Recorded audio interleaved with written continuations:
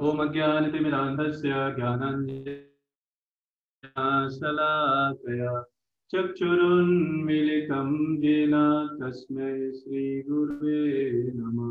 श्रीचैतन्यमनोभीष्टं स्थापितं येन भूतले स्वयं रूप कदा वयं ददाति स्वयं पदान्तिकम् वन्देऽहं श्रीगुरो श्रीयुतापदकमलं श्रीगुरुं वैष्णवां च श्रीरूपं साग्रजातं सहितं रघुनाथान्वितं तं सजीवम् साद्वैतं सावधूतं परिजनसहितं कृष्णचैतन्यदेवम् श्रीराधा कृष्णपादान् सहिगणललिता श्रीविशाखान्वितं च हे कृष्ण करुणा सिन्धु दीनबन्धो जगत्पते गोपेश गोपिकान्त राधाकान्त नमोऽस्तुते तप्तकाञ्चन गौराङ्गी राधे वृन्दावनेश्वरी वृषभानुसुते देवी प्रणमामि हरिप्रिये वाञ्छाकल्पतरुभ्यश्च कृपा सिन्धुभ्येव च पतितानां पावनेभ्यो वैष्णवेभ्यो नमो नमः। जय श्री कृष्ण चैतन्य प्रभु नित्यानंद श्री अद्वैत गदाधर श्रीवासादि गौरभक्तवृंद। हरे कृष्णा कृष्ण कृष्ण हरे हरे, हरे राम राम राम हरे हरे। हरे कृष्णा का आपका हार्दिक स्वागत। आज भगवत गीता के सेकंड चैप्टर के 72 वर्स और ये भगवत गीता का सेकंड चैप्टर का लास्ट वर्स है। कल से हम भगवत गीता का थर्ड चैप्टर स्टार्ट करेंगे और डिस्कस करेंगे कि स्पिरिचुअल नॉलेज के बेनिफिट्स क्या हैं। तो भगवान क्या बता रहे हैं? एषा ब्राह्मणी स्थित पार्थ नैनां प्राप्य विमुह्यति इष्टत्यवास्यामन्तकालेऽपि ब्रह्म निर्माणमृच्छति। यह आध्यात्मिक तथा ईश्वरीय जीवन का पथ है।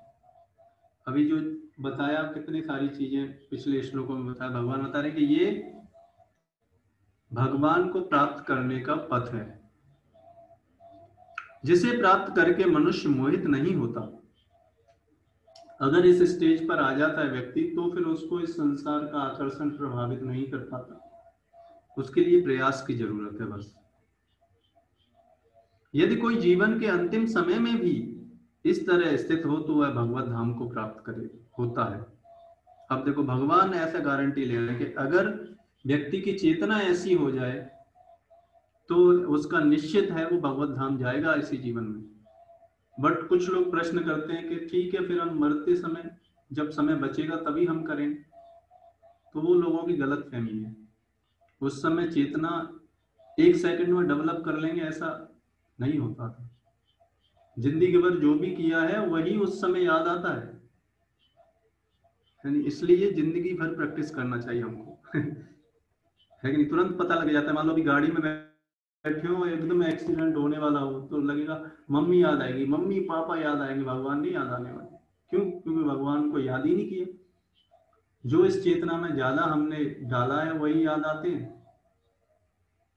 इसलिए जरूरी है भगवान की भक्ति करना, भगवान के बारे में श्रवण करना, भगवान के बारे में अध्ययन करना। क्योंकि जब ये सारी चीजें होती रहेंगी तभी ऐसी सिचुएशन में भगवान याद आ पाएंगे। जैसे अजामिल के केस में, अजामिल को ऐसे ही नहीं याद आ गए नारायण।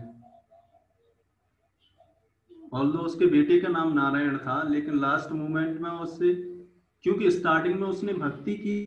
स्टार्टिंग में आप भागवतम में सुनेंगे तो स्टार्टिंग में वो अपने पिता ने उसको बोला था, भक्ति में लगा के इन नियमों का पालन करता था, सुबह उठता था, जप करता था, यानी ये सब करता था। फिर बीच में वो क्या हो गया? पथभ्रष्ट भी हो गया। लेकिन क्योंकि उसने भगवान की भक्ति की थी इसलिए उस समय उसको मौका मिला फिर दोबारा भक्ति करने का, है ना। भगवान के दूत आए उनके पास, है ना। पहले तो वो आए थे, कौन? यमदूत आए थे। लेकिन फिर विष्णु दूत भी आए और विष्णु दूतों ने उसको छुड़ा दिया और फिर उसको और भजन करने के लिए बोला। तब वो हरिद्वार में जाके, कन्नौज का था वो, कन्नौज का ब्राह्मण था, और फिर हरिद्वार में जाके फिर सारा जीवन उसने भगवान का भक्ति किया, फिर वो भगवत धाम गए। तो ये है भगवत धाम। भगवान के बारे में श्रवण करने का एक, कुछ भी करेंगे ना भगवान के लिए वो एसेट बन जाता है, एसेट, वो उसको कभी खत्म नहीं होता। भगवान के लिए एक छोटा सा भी कार्य, भगवान के, मान लो रथ चल रहा है भगवान का और हमने रथ को, रस्सी को हाथ भी लगा दिया, तो वो भी एक एसेट बन गया। नहीं तो आजकल आप देखो किसी के लिए कुछ भी कर दो थोड़ी समय, भूल जाते हैं सब, कोई याद नहीं रखता आपके कार्य को, बाद में गाली देते आपने मेरे लिए किया ही क्या है कि नहीं। लेकिन भगवान के केस में ऐसा नहीं है। मनुष्य कृष्ण भावना मृत या दिव्य जीवन को एक क्षण में प्राप्त कर सकता है, और हो सकता है कि उसे लाखों जन्मों के बाद भी न प्राप्त हो। तो वो ऐसा क्यों बोला जा रहा है कि मान लो अगर कोई व्यक्ति दिखावा कर रहा हो भक्ति का और मन को नहीं लगा रहा हो, इसके बारे में मैं आपको एक कथा सुनाऊंगा। अभी पहले परपट पढ़ते हैं, बहुत इंपॉर्टेंट है वो, कि मन को भगवान में लगाना कितना इंपॉर्टेंट है। यह तो सत्य समझने और स्वीकार करने की बात है। खटवांग महाराज ने अपनी मृत्यु के कुछ मिनट पूर्व कृष्ण को शरणागत होकर ऐसा जीवन अवस्था प्राप्त कर ली। ये खटवांग के बारे में भी स्क्रिप्चर्स में दिया गया है। ये यहाँ पृथ्वी पर रहते थे, लेकिन स्वर्ग के देवताओं के साथ, राक्षसों से, दानवों से युद्ध करने के लिए देवताओं ने बुलाया था, इतने महान थे ये। और युद्ध करते करते समय निकल गया। पृथ्वी का समय और देवताओं का समय अलग अलग रहता है, हमारा समय बहुत फास्ट चलता है।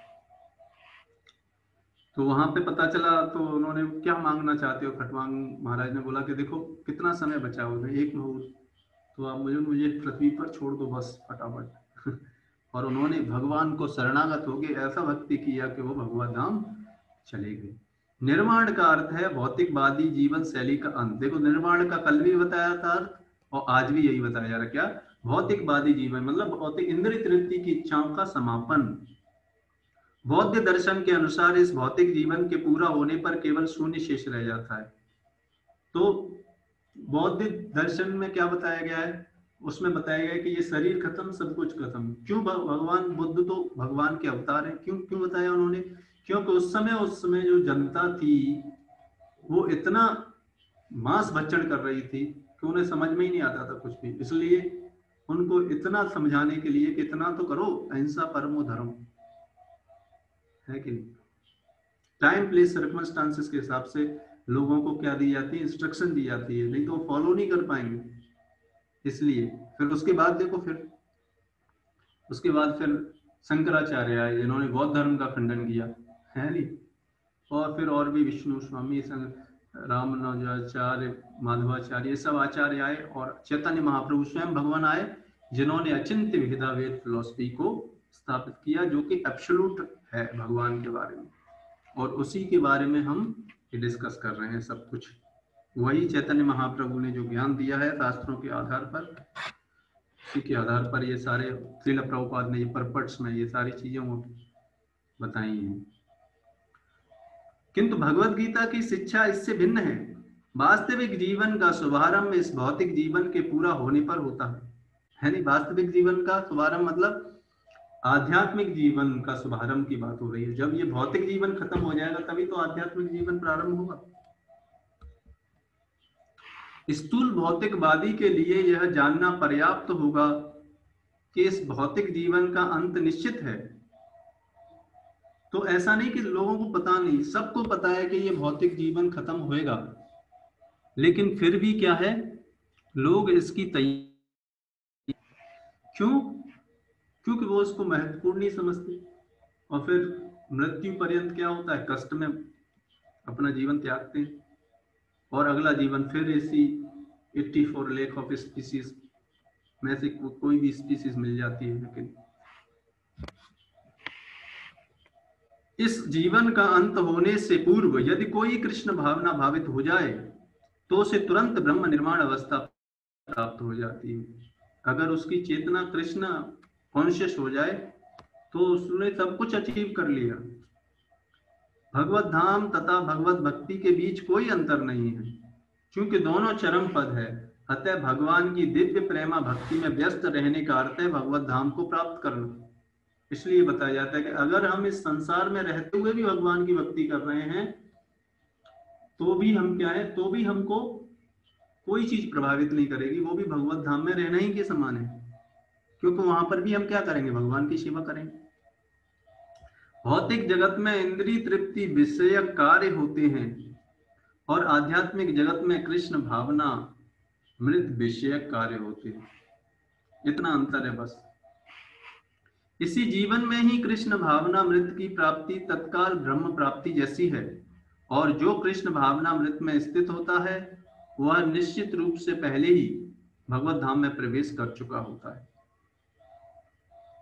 तो ये धीरे धीरे प्राप्त होता है, लेकिन ये सब कुछ जो बताया जा रहा है ये ज्ञान, आप देखो ये जो ज्ञान आप ले रहे हैं, आप सोचेंगे अरे ये तो हम ज्ञान भूल जाते हैं, लेकिन ऐसा नहीं है। ये आपकी सबकॉन्शियस माइंड में स्टोर होता जा रहा है। आप सुन रहे हो, जो भी सुनते हो वो स्टोर होता जाता है, जब जरूरत पड़ती है तब वहां से निकल के आता है। जब कभी आप ऐसी सिचुएशन में पड़ेंगे कि अरे क्या करना चाहिए, कंफ्यूज होंगे, होंगे, उस समय ये ज्ञान आपको हेल्प करेगा। लेकिन तब उस ज्ञान की जरूरत फिर इस बुद्धि में से निकल के आएगा वो ज्ञान, है नहीं? जिस तरीके से अजामिल को आया था, लेकिन ब्रह्म और भौतिक पदार्थ एक दूसरे से सर्वथा विपरीत हैं। अतः ब्रह्मी स्थिति का अर्थ है भौतिक कार्यों के पद पर न होना। भगवत गीता में भगवत भक्ति को मुक्त अवस्था माना गया है। सगुणान समतीत्यतान ब्रह्म भूयाय कल्पते। अतः ब्राह्मी स्थिति भौतिक बंधन से मुक्ति है। श्रील भक्ति विनोद ठाकुर के इस द्वितीय अध्याय को संपूर्ण ग्रंथ के प्रतिपाद्य विषय के रूप में संक्षिप्त किया गया है। और ये जो सेकंड चैप्टर है ये क्या है, भगवत गीता का सार है। इसमें आप देखेंगे सारी चीजें कंडेंस्ड फॉर्म में दे दी गई हैं, सारी सब कुछ बताया गया। देखो करना क्या है, हम आत्मा हैं, भगवान के अंश हैं, हम उनकी भक्ति करना, ये सब कुछ बता दिया इसमें। अब डिटेल में अर्जुन प्रश्न पूछते जाएंगे तो भगवान उन प्रश्नों का उत्तर देते जाएंगे। यही भगवत गीता है। भगवत गीता के प्रतिपाद्य हैं कर्म योग, ज्ञान योग और भक्ति योग। तीन चीजें विशेष तरीके से बताई गई, कर्म योग, ज्ञान योग और भक्ति योग। तो पहले जो 6 चैप्टर है वो कर्मयोग बताते हैं जनरली, और बीच के जो 6 चैप्टर है मतलब 7 से 12 वो क्या बताते हैं, भक्ति योग, और लास्ट के 6 चैप्टर क्या बताते हैं, ज्ञान योग। इस द्वितीय अध्याय में कर्म योग तथा ज्ञान योग की स्पष्ट व्याख्या हुई है एवं भक्ति योग की भी झांकी दी गई है। इसलिए तीनों चीजों डिस्कस की गई हैं इसमें। इस प्रकार श्रीमद् भगवद गीता के द्वितीय अध्याय गीता का सार का भक्ति वेदांत तात्पर्य पूर्ण हुआ। तो ये सेकंड चैप्टर यहाँ पर खत्म होता है। और मैं आपको अब वो बताता हूँ कि अब भक्ति भगवान का मन लगा के करना कितना इंपॉर्टेंट, आर्टिफिशियल भक्ति करना और मन लगा के भक्ति करने में कितना अंतर है, और ये भगवान की भक्ति का एसेट की तरह कैसे जमा होता है, और बाकी चीजें कैसे एसेट्स नहीं बनती, टेम्परेरी एसेट्स होती। जैसे भगवान की सेवा के लिए मान लो आप भगवान का रथ, मान लो चलते हुए भगवान के रथ को बस आपने देख भी लिया या फिर रस्सी खींच दी, तो क्या होगा, भगवान उससे प्रसन्न हो जाते हैं। और क्या हो जाता है, वो आपका एक स्पिरिचुअल एसेट बन गया। वो उसकी वजह से आप धीरे धीरे भक्ति में आगे बढ़ते जाएंगे, क्योंकि वो शाश्वत कर्म, शाश्वत चीजें बन गई। बाकी सारी चीजें क्या है, बाकी आप जो भी करोगे, आप मान लो इस जीवन में कितना भी पढ़ाई करते हो, है ना, मान लो 40 साल आपने पढ़ने में निकाल दी, लेकिन जैसे जीवन खत्म होएगा फिर सारी पढ़ाई, नेक्स्ट जीवन मान लो मनुष्य जीवन मिल भी जाता है तो फिर से पढ़ना पड़ेगा, है नहीं। मान लो बहुत बड़ा बिजनेसमैन बन जाते हो आप इस जीवन में, बहुत पैसे, मान लो संसार के सबसे करोड़पति, सबसे पहले पैसे वाले बन जाते हो, तो मृत्यु के बाद फिर क्या हुआ? वो पैसा सब जीरो। अगले जीवन में जहां भी जन्म मिलेगा वैसा हमें रहना पड़ेगा। ऐसा नहीं होगा कि मतलब हमारे बेटे भी हैं और अगले जीवन में हम बोले कि अगर याद भी रह पहले तो याद नहीं रहेगा, याद भी रहेगा और आए तो बेटे मारेंगे क्या? अरे हमारा पैसा लेना चाहते बोले कि ये मेरा पैसा है कि नहीं। तो ये सारी चीजें क्या होंगी, ये भौतिक चीजें क्या होंगी, इस शरीर के साथ नष्ट हो जाएंगी, अगले जीवन में नहीं काम आएंगी। लेकिन भगवान की भक्ति क्या होगी? आपने देखा होगा बहुत सारे जो बच्चे होते हैं, कोई कोई बचपन से भक्ति के लिए आकर्षित हो जाता है, कोई कोई बच्चा भक्ति की तरफ आकर्षित नहीं, गलत कार्यों में लगा रहता है। वो किसी किसी को भगवान के भक्तों के घर में जन्म मिलता है। क्यों ऐसा है? क्यों? क्योंकि उसको जो भगवान की भक्ति जो एसेट बन गई है, तो भगवान उसको मौका देते हैं भगवान के भक्तों के यहाँ पर जन्म लेने के लिए, जिससे वो बड़ी आसानी से भक्ति कर पाए, उसको कोई दिक्कत ना हो भक्ति करने के लिए। और अपना जब 100% कोटा भक्ति का कर लेता है तो फिर वो इस संसार से भगवान के धाम चला जाता है। ये है भगवान की भक्ति करने का बेनिफिट। मतलब भगवान के लिए आप कुछ भी, थोड़ा सा भी फूल भी चढ़ा दोगे, लेकिन वो किससे? प्रेम पूर्वक, है कि नहीं। ये नहीं कि हमें अहंकार बस चढ़ाएंगे तो कुछ नहीं होगा, क्योंकि अहंकार बस चढ़ाएंगे तो भगवान से बड़े थोड़े ही हम, प्रेम पूर्वक। इसलिए देखो भगवान भगवत गीता में पत्रम पुष्पम फलयम त्वयम, और ये सब कहाँ? पेड़ों पे मिल जाते हैं। पत्र पेड़ों से तोड़ दो, है नहीं, खर्चा करने की जरूरत नहीं है। हम सोचते हैं बहुत पैसा दे के भगवान को खुश कर लेंगे, नहीं, सब कुछ तो भगवान का ही, आप क्या दोगे उनको? हाँ, अगर आपके पास है बहुत पैसा है तो उसको भगवान की सेवा में भी लगा सकते हो, लेकिन प्रेम पूर्वक। मेन इंपोर्टेंट ग्रेडियंट क्या है, इंग्रेडिएंट क्या है? प्रेम। पत्रम पुष्पम, देखो फूल भी मिल जाते हैं आसानी से, फल तोड़ लो, हिमाचल में सेब होते हैं बहुत, फल तोड़ के लगा दो भगवान को, है कि? पानी, तोयम मतलब पानी। ये चार चीजें भगवान को प्रेम पूर्वक, और सब कुछ देना है बट प्रेम पूर्वक। मेन इंपोर्टेंट है, प्रेम अगर है तो वो आपका एसेट बन जाएगा, नहीं तो फिर क्या होगा? वो सारी चीजें आपकी आपके कर्म बन जाते हैं। तो ये जब भगवान की भक्ति के लिए जब हम कार्य करते हैं तो क्या होगा? तब ये एसेट बन जाएगा, और यही जो आध्यात्मिक ज्ञान है ऐसे ऐसी जगह काम आएगा, ऐसे ऐसे। और भगवान बोलते हैं कि मान लो कोई इस जीवन में मान लो परफेक्ट नहीं हो पाए, तो ऐसे योगी का क्या होगा? तो ऐसे के लिए भगवान बोलते हैं कि ऐसे व्यक्ति को अगले जीवन में या तो बहुत धनी परिवार में जन्म मिलेगा, या फिर किसी भक्त के घर में जन्म मिलेगा। क्यों? पैसे वाले के घर में क्यों? क्योंकि उसे बेसिक नेसेसिटी के लिए प्रतिस्पर्धा नहीं करनी पड़ेगी, मेहनत नहीं करनी पड़ेगी इस संसार में द्वारा से, है कि नहीं। और भक्तों के बीच में जन्म मिलेगा तो भगवान की भक्ति उसकी चलेगी चलेगी, है कि नहीं। इसलिए ये बताया जाता है कि ये जो भगवान का जो ज्ञान है, इसके बारे में अगर कोई श्रवण कर रहा है, कहने का मतलब भगवान के लिए समय दे रहा है, तो वो समय इस संसार में किए गए किसी भी कार्य के बराबर नहीं हो सकता। एक फ्रैक्शन ऑफ सेकंड के लिए भी भगवान के लिए किया गया कार्य, और पूरे जिंदगी भर इस संसार में किसी के लिए किया गया कार्य, कोई भी तुलना नहीं है उसकी। क्योंकि वो सारा जिंदगी भर किया गया कार्य क्या है?